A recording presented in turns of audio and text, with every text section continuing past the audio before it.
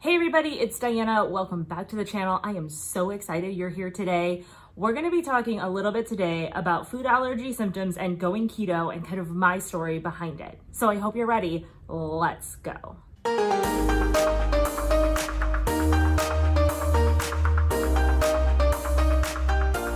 Hey everybody, welcome back to the channel. I'm Diana Burke from dianaburke.com. I'm a health and wellness coach.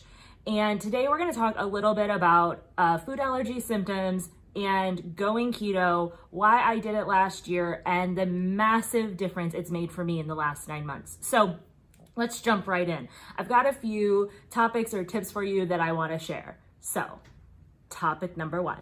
I was in a scenario where I was having a lot of food allergy symptoms over the summer, last summer. Some of it probably related to stress. Anybody here have like this high pressure, high stress corporate job? Yeah, you understand what I mean. Managing a lot of people, you have a team of 100 plus, in my case at least, things going on all the time.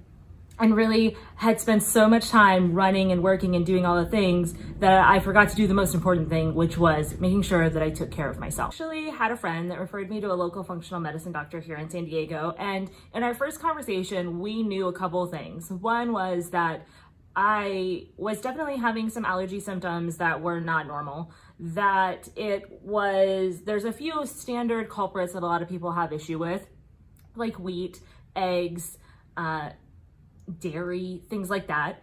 And so we made the decision kind of together that I was going to do some elimination, but that we were also going to do two blood tests. So basically you can test food allergies a couple different ways. The two things that I actually did was they actually sent me to the lab and pulled a set of labs, which is an IgE antibody. I can tell you more about that if you want to know. Drop a comment below and I'll be glad to give you all the details on that. But that is a true food allergy. So that came back and I had low-grade allergies to actually about 8 things, including corn, dairy, wheat, eggs, both yolks and whites, walnuts, which was a surprise for me, peanuts. And so some of those things actually were things I've never liked. So I am a crazy person and I sometimes don't like to admit this to normal people, but I don't actually like peanut butter. Never have had a peanut butter and jelly sandwich in my entire life. Just never was my thing. I know I'm a weirdo. I don't know. I just, it was never my thing. Well, it turns out I actually have a food allergy, probably could be why.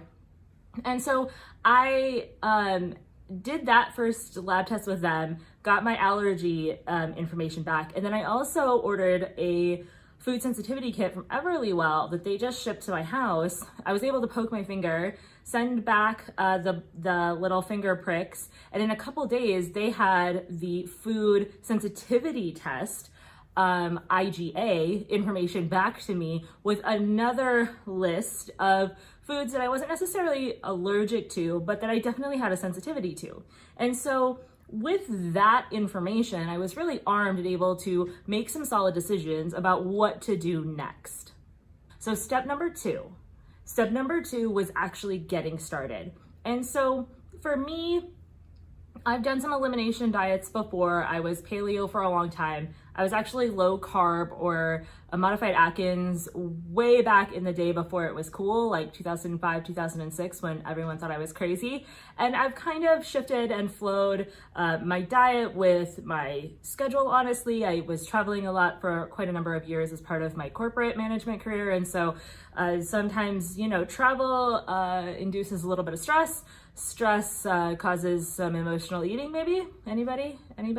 And so it's just kind of evolved and changed over time. So doing an elimination or going low carb really wasn't an issue for me. But we decided to take it another step further and actually make the transition to being ketogenic. So basically all it means to be ketogenic is that you are somewhere around usually 20 to 30 grams of carbs per day in the beginning phases of the transition into this lifestyle. And what I will say is over time, you go from burning carbs for fuel to burning fat for fuel. And once you get into that fat adapted or fat burning state, it does get a lot easier. I'm a little bit more relaxed about it now. I don't track every day like I did in the beginning and things like that because it truly is a lifestyle. over time, just finding the way that works the best for me. And that means that a lot of the times I track a day or two here, a day or 2 a week probably. And then the rest of the time I'm eating intuitively in that 20 to 50 grams of carbohydrate range on a daily basis, and find that that fuels my body really well. The side effects of starting that ketogenic diet and getting rid of all those foods that were causing me allergies for me was things like more energy, less brain fog, better sleep over time. And I will say in the beginning, a lot of people will have some symptoms or feel like they might have what they call the keto flu, and you're a little tired, and your body is transitioning from burning carbs to burning fat for fuel. And it does take a little bit of time. The trick is to keep going and get through that initial anywhere from 6 to 12 weeks of this new lifestyle, and you're gonna notice a big difference. Okay, so the third thing I wanna talk about is anti-inflammatory foods. So these are the things that are going to help you control those reactions and avoid the foods that you are most likely most sensitive to if you are having issues. So if you're eating something and you get an upset stomach, or like we're gonna talk about poop, here we go. If you're having any sort of constipation, diarrhea, you feel really bloated, you're really nauseous, you're throwing up, anything like that is happening around the times of your meals, there's a good chance that you have some allergy issues, some gut health problem going on. There's something else going on beyond just the food that you eat, if you've eaten that particular thing for most of your life. So let's talk a little bit about anti-inflammatory foods and keto and why they match up so well. So one of my favorites is wild caught fresh salmon. So sockeye salmon is full of omega-3s, which are an anti-inflammatory food.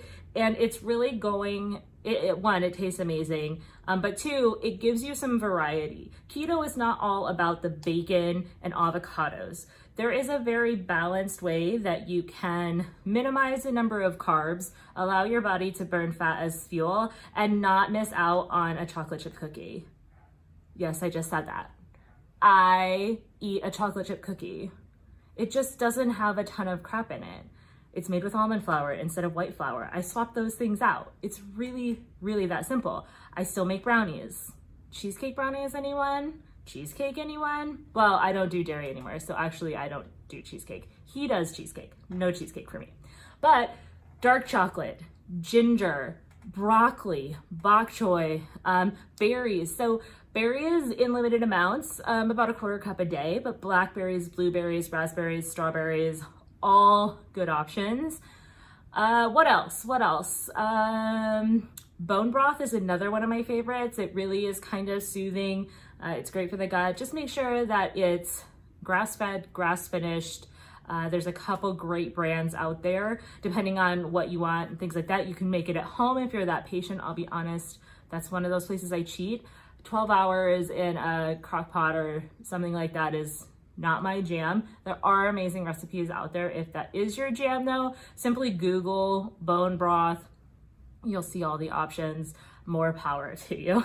So that's a little bit on the food. So what I thought I would do finally is just give you guys a little bit of a walkthrough of my day so that you can see that I'm not missing out on anything, and that I can still do things like grab food at a drive-through if I needed to, though at the time this is being recorded, it is June of 2020, so still quasi-quarantined and not really doing much food out. But what does it look like in a day? So for me, I wake up in the morning pretty early. I hit the water, a little bit of lemon juice, that kind of thing first thing. And that really just helps me feel better. I think my guts feel better, my stomach feels better when I do that in the morning. And then I drink water until my other half gets up and he's moving around, and then we'll get into some coffee or something like that, some really basic almond milk or full fat coconut milk in my coffee,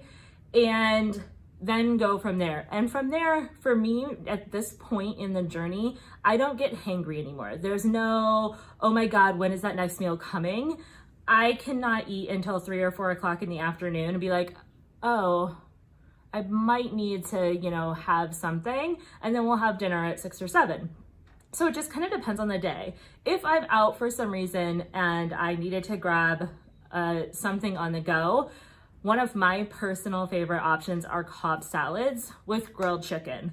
A Cobb salad usually has pretty good options on it just in general. The only thing you want to make sure of is it doesn't have, like chicken fingers or chicken strips that are fried on it, or anything that's fruit. So like grapes or something, but that would be pretty weird on that type of salad. That's kind of why I love the Cobb so much. And honestly, my jam is Chick-fil-A. Chick-fil-A Cobb salad.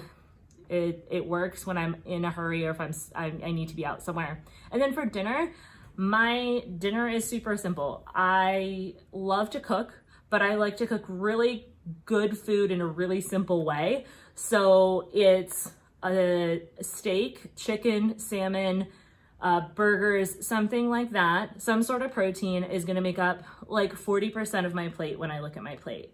And half of my plate is going to be veggies of some sort, with really my goal being that I want something green and something that's another color other than white. So I'm trying you're gonna get more nutrients the more colors that are on your plate. So that still applies even when you're low carb or keto. You want to make sure that you're getting all that nutrients in. So for me, I love like green salads with a lot of veggies on them, and then some bok choy or broccoli or asparagus. And those are usually cooked in sauteed in a little bit of olive oil or avocado oil or coconut oil. And then that makes up the last 10% of my plate, which is the fat. Comparatively speaking, my salad has some sort of full fat dressing on it. I've cooked the protein and the sauteed veggie in a little bit of fat. And then depending on the day, it could be a mug cake brownie at the end of the night if I wanted. It could be a keto cookie. Occasionally, you guys, just like with anything else, don't eat these every day. But as you get going, if it's the difference of you staying close to on track and falling off track, it's going to be better to stay close to on track, right? So find that recipe of your favorite thing that's keto-fied and start playing with it, and you can morph it into whatever you want that really serves you the best that it can. So jumping out of that, really, how is it going today? So you guys, I cannot begin to describe how much better I feel today than I did then. I have not spent all day in bed from stomach issues and digestive issues in probably 7 months. So that's a really big difference to go from 2 or 3 days a week to 7 months out. It's just a completely different experience. I'm not eating 6 or 7 times a day, and I'm not hangry, and I'm not always rummaging through the drawers. There's no quarantine 15 going on at our house. It's really made all the difference, both in my mindset around the relationship that I have with food and in how I feel in my body on a daily basis. So that is kind of what I wanted to chat about today, and just kind of going back, food allergies and food allergy sensitivities and things like that can be eliminated. You can do it on a straight elimination diet. If you have questions about that kind of thing, drop a comment below. I would love to connect. You can also come over and follow me on Instagram, and we can chat there. My info's in the description below. So just reach out to me and let me know. I love connecting with new people. I would love to help you out if you have any questions. If there's ever anything I can do, I'm always around. Let me know. Don't forget to hit the subscribe button and the bell icon so that you can get all the latest information as it comes out to the channel. And I will talk to y'all next time. Bye for now.